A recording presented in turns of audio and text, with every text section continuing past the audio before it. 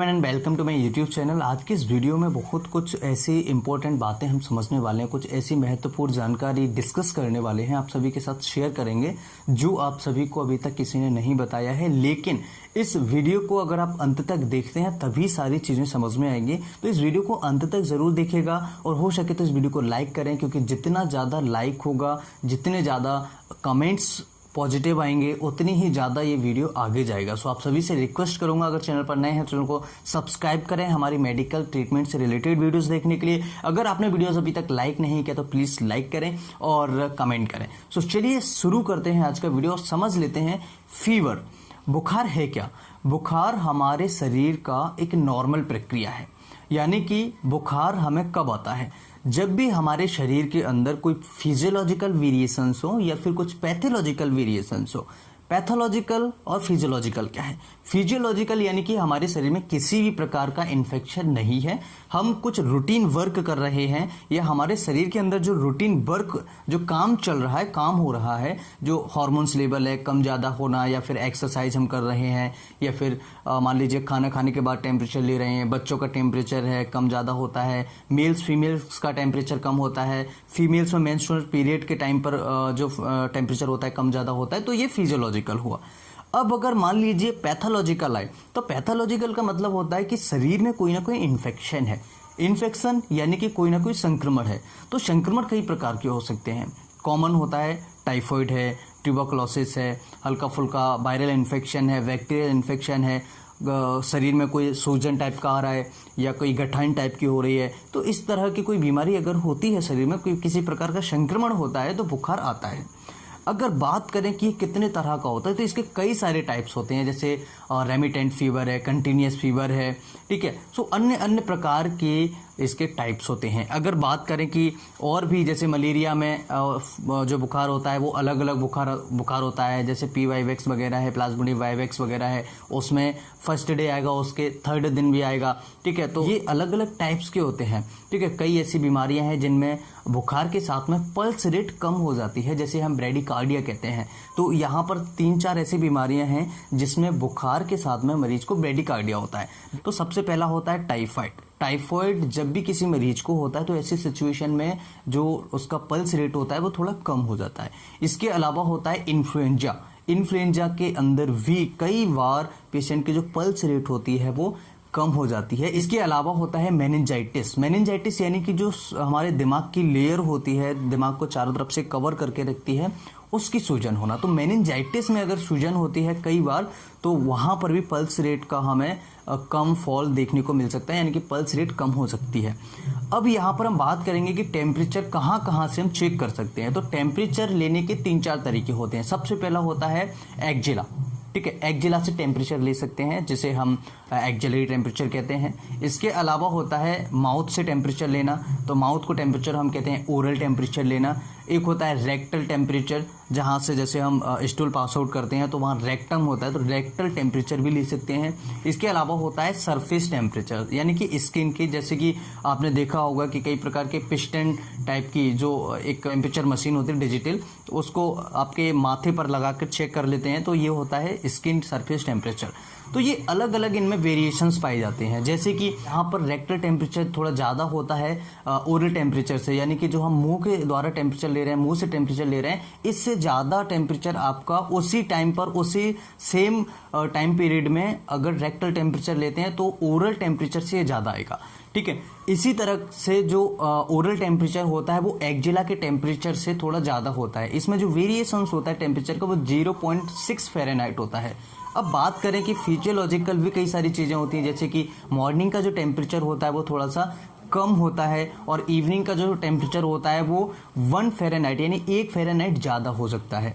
अब इसके अलावा एक्सरसाइज की बात करें तो एक्सरसाइज में भी कई तरह की चीज़ें होती हैं जो टेम्परेचर को लेते समय गलत टेम्परेचर बता देती हैं। जैसे कि एक्सरसाइज करने के बाद अगर हम टेम्परेचर चेक करते हैं तो थोड़ा गलत आ सकता है, बढ़ा हुआ आ सकता है। तुरंत खाना खाने के तुरंत बाद अगर हम टेम्परेचर लेते हैं थोड़ा बढ़ा हुआ आ सकता है। इसके अलावा कई ऐसी सारी चीज़ें होती हैं जिनमें टेम्परेचर बढ़ा हुआ आ सकता है।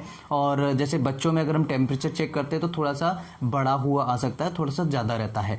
ये नॉर्मल है, ये कोई इसमें कोई बीमारी नहीं है, ये सारी नॉर्मल चीज़ें हैं। और मेल फीमेल्स की बात करें तो मेल्स में थोड़ा सा टेम्परेचर ज़्यादा होता है, मतलब बढ़ा हुआ होता है देन फीमेल्स, तो क्योंकि इनमें मेटाबॉलिक रेट जो होता है वो कम होता है। मेंस्ट्रुअल पीरियड के टाइम पर क्या होता है कि टेम्परेचर थोड़ा सा कम हो सकता है, लेकिन ओव्यूलेशन के टाइम पर टेम्परेचर थोड़ा सा बढ़ जाता है। इसके अलावा कई ऐसी सारी चीज़ें हैं जिससे टेम्परेचर बढ़ जाता है। जैसे मान लीजिए चलिए कोई ऐसा रूम है या कोई ऐसी जगह है जहाँ पर टेम्परेचर बहुत पहले से ही बहुत ज़्यादा है, तो ऐसी कंडीशन में भी टेम्परेचर बढ़ा हुआ देखने को हमें मिल सकता है। तो ये हुए फिजियोलॉजिकल वेरिएशंस। और अब बात करें पैथोलॉजिकल वेरिएशंस पे, तो यहाँ पर काफ़ी सारी बीमारियाँ, जैसे टाइफाइड में हमने बताया, मेनिंजाइटिस में हमने बताया, इन्फ्लुएंजा में हमने बताया। तो इनमें क्या होता है, बुखार मरीज को आएगा, इसके साथ उसका जो पल्स रेट है वो थोड़ा सा दबा हुआ, थोड़ा सा कम देखने को मिलेगा।